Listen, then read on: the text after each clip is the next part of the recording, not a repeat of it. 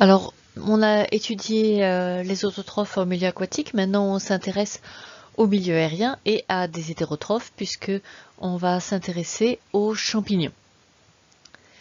Donc, le principe des champignons, c'est d'avoir un appareil végétatif sous forme de mycélium. Le mycélium étant l'ensemble de toutes les hyphes que possède ce mycète, qui est particulièrement étendu. On va montrer que sa façon de se nourrir, c'est ce qu'on va appeler une absorbotrophie, et que cette absorbotrophie peut utiliser des substrats morts ou des substrats vivants. Mais avant de se lancer, un point s'impose sur le terme de champignon. Donc le mot de champignon, il ne s'agit pas d'un groupe phylogénétique, donc c'est pour ça qu'il ne faudra jamais lui mettre de majuscule, on va rester toujours sur une minuscule. C'est un groupe écologique. On a réuni dans ce groupe des organismes qui sont très éloignés dans la classification phylogénétique, mais qui globalement ont un appareil végétatif qui se ressemble et qui vivent de la même manière. Donc un champignon, c'est tout simplement un hétérotrophe filamenteux. Alors, où trouve-t-on ces hétérotrophes filamenteux? On a un premier groupe qu'on trouve juste à côté des animaux, qu'on appelle le groupe des eumycètes, les vrais mycètes. C'est ceux-là pour lesquels on connaît des systèmes de reproduction sexuée qui font des carpophores que le grand public appelle le champignon, mais qui sont en fait des carpophores. Donc pour cela, les carpophores sont connus. On connaît leur système de reproduction sexuée et on peut, pour certains, faire des élevages de ces eumycètes. Donc chaque fois que vous mangez d'un champignon, vous mangez un eumycète. Et puis, assez éloigné, on trouve dans un groupe où il y a aussi les diatomées, on trouve ce groupe des zoomycètes. Alors les zoomycètes ont un ancêtre autotrophe, qui a donné aussi les diatomées, mais ils ont perdu cette capacité de faire la photosynthèse et ils sont redevenus hétérotrophes. Donc dans ce groupe des zoomycètes, les systèmes de reproduction sont différents et puis surtout les hyphes sont très différentes. Donc on va trouver un long filament dans lequel il y a plein de noyaux, alors que chez les eumycètes, quand on a un filament, il y a des cloisons transversales et un noyau par zone. Donc on va parler de mycélium cloisonné pour les eumycètes ou de siphon pour les zoomycètes ou mycélium siphonné pour les zoomycètes. Donc bien que ce soit des filaments dans les deux cas, on a des filaments cloisonnés chez les eumycètes, on a des filaments non cloisonnés chez les zoomycètes. Mais pour la nutrition, ça ne changera pas grand-chose. Donc c'est pour ça qu'on peut les regrouper pour ce qui nous intéresse. Donc tous les champignons explorent le milieu par une croissance, un point qu'on avait déjà évoqué. Ce qui fait qu'ils ont un mycélium qui est diffus et qui est ramifié. Pourquoi c'est intéressant en termes d'absorption? C'est que si on a une cellule cubique, donc par exemple comme une cellule dans un méristème d'angiosperme, son rapport surface sur volume, qui est présent ici, est relativement faible, c'est-à-dire qu'il faut augmenter beaucoup le volume pour augmenter un tout petit peu la surface.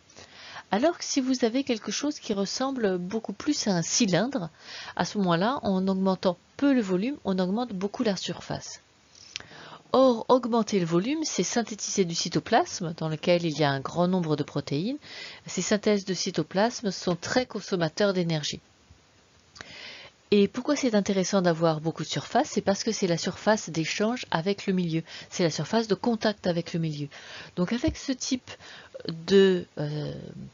d'appareil végétatif sous forme d'un mycélium qui est constitué en fait d'une suite de cylindres plus ou moins ramifiés, on a une énorme surface tout en ayant un volume relativement réduit. Donc l'intérêt de l'appareil végétatif des champignons, c'est d'avoir une énorme surface de contact avec leur milieu. À quoi ressemble la surface de contact d'un eumycète? Donc on retrouve systématiquement une paroi fongique. Dans cette paroi fongique, il y a une molécule caractéristique qui est la chitine, qui caractérise les mycètes. Une membrane plasmique en dessous, ça c'est relativement classique, et puis tous les organites habituels. Et puis si on dessine un eumycète, il y a des cloisons, mais la cloison n'est pas totale, il y a des possibilités de diffusion de molécules à travers tout le mycélium. Contrairement à un animal, il y a une vacuole et il y a une paroi. Donc c'est pour ça qu'historiquement, on a plutôt associé les mycètes aux végétaux, parce qu'il y avait une paroi, il y avait une vacuole. Mais en fait, si on regarde les molécules, ce sont plutôt des molécules de type animal, puisque en molécules de réserve, on trouve le glycogène, et puis on retrouve toutes les molécules du métabolisme hétérotrophe caractéristique des animaux. Donc c'est pour ça que les eumycètes, du point de vue moléculaire, ont été replacés proches des animaux. Cette structure croît par son apex. On fera un schéma expliquant les modalités de croissance de cette structure et de temps en temps aussi par des ramifications.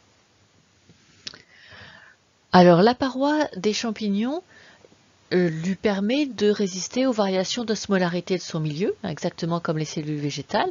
Même si tout d'un coup il y a beaucoup d'eau qui arrive dans ce milieu, la cellule d'un champignon n'explosera jamais parce que la paroi s'oppose à une entrée d'eau supplémentaire dans le mycète. La paroi exerce une pression. Donc ça, c'est l'avantage. Par contre, le problème pour cet hétérotrophe, c'est comment se nourrir alors qu'on a une paroi. Une paroi, c'est un réseau relativement dense de molécules à travers lequel des petites molécules peuvent circuler, mais bien sûr pas des gros amas de matière organique. Donc c'est parce qu'il y a une paroi que forcément les champignons réalisent l'absorbotrophie avec un phénomène classique qui le précède qu'on appelle une exodigestion, c'est-à-dire une digestion extracellulaire. Donc ce n'est pas comme les animaux. Les animaux font une ingestion, ils avalent des particules nutritives qu'ils digèrent et ensuite seulement ils les absorbent. Donc on ne parle pas d'absorbotrophie pour un animal. Le principe d'un animal, c'est l'ingestion. Alors que là, le principe d'un mycète, c'est soit de disposer de molécules qui sont déjà des petites molécules simples, soit de digérer des macromolécules pour qu'elles deviennent des molécules simples, et ensuite de laisser ces molécules diffuser à travers la paroi et de disposer simplement de transporteurs sur sa membrane plasmique. Donc on ne parlera d'absorbotrophie que s'il y a absorption à partir du milieu extérieur et non pas à partir de l'appareil digestif. Ici, un petit rappel de la structure de la chitine, parce que vous devez être capable de dessiner la chitine. Donc pour dessiner la chitine, vous dessinez de la cellulose et vous rajoutez simplement un petit groupement N-acétylglucosamine sur le deuxième carbone et vous obtenez aussitôt de la chitine. Donc la chitine est aussi une des molécules qui a replacé les mycètes, en tout cas les eumycètes, à proximité des animaux, puisque la chitine est partagée par les crustacés et par les champignons. Alors cette exodigestion par les mycètes est quelque chose qu'en fait vous connaissez déjà, vous consommez déjà des exodigestions de champignons. Donc je vais prendre le cas du pénicillium. Bien sûr, je ne vais pas prendre n'importe lequel, on va prendre Pénicillium roqueforti. Pourquoi est-ce que cette exodigestion est particulièrement intéressante? C'est parce que c'est le principe d'affinage des fromages. Ce qui va donner le goût au fromage, ce sont les mycètes. Ce qui conserve le fromage, ce sont les bactéries. Donc on s'arrange dans le mode de production pour qu'il y ait à la fois des bactéries. Les bactéries vont faire chuter le pH aux alentours de 5, ce qui empêchera les pathogènes de se développer, mais ça ne donne pas beaucoup de goût. Ce qui donne le goût caractéristique de chaque type de fromage, ce sont les mycètes, parce que les mycètes font une exodigestion, et par cette exodigestion, ils changent les molécules, et en particulier ils changent les lipides, et ce sont les lipides qui donnent le goût. Donc vous avez ici la structure de reproduction du pénicillium. Ici on voit les spores qui sont présentes. Donc c'est à ça qu'on reconnaît un pénicillium qui est tout à fait caractéristique. Le pénicillium, avant que l'être humain n'intervienne, c'est une moisissure de céréales et ça se développe particulièrement bien sur le seigle.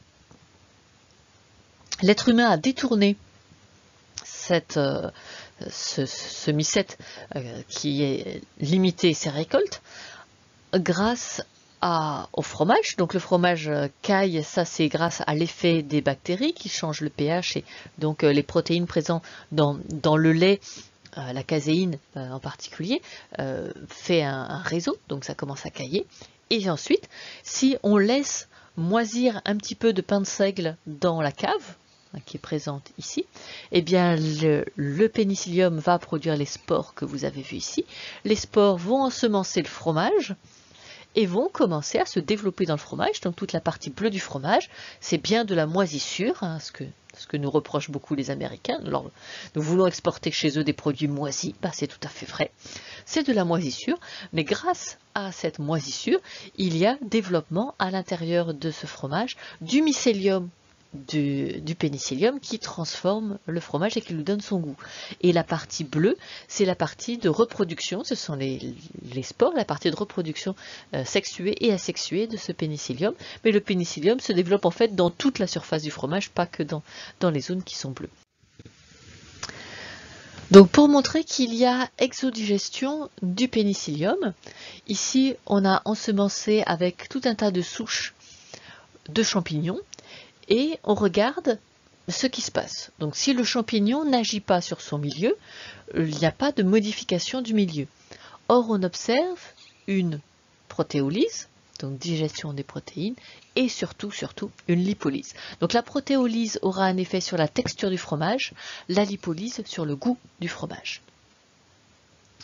Et donc selon les souches, on a des souches qui font plutôt de la protéolyse et qui font pas beaucoup de lipolyse. Donc dans ces cas-là, ça donne un goût qui est assez léger. Donc c'est souvent ce qu'on appelle des bleus d'Auvergne, les fourmes. Ça c'est souvent ça fait une lipolyse assez faible. Et puis selon les lipides qui sont produits, on peut obtenir des goûts un petit peu plus forts. Mais vous voyez que c'est pas seulement l'intensité qui fait la force, c'est en fait le type de lipide qui est produit qui fait la force du goût à l'intérieur du bleu. Donc le pénicillium modifie radicalement son environnement, qui lui pour lui c'est un environnement de l'écaillé, en changeant la texture et en changeant les lipides, parce que le mode de nutrition normal d'un fromage, d'un champignon, avant que l'être humain ne l'introduise dans le fromage, c'est justement de digérer tout ce qui l'environne. Faisons ensemble le schéma montrant à la fois l'exodigestion des mycètes et leur croissance, parce qu'en fait les deux vont ensemble, le mycète digère et grandit en même temps dans son milieu.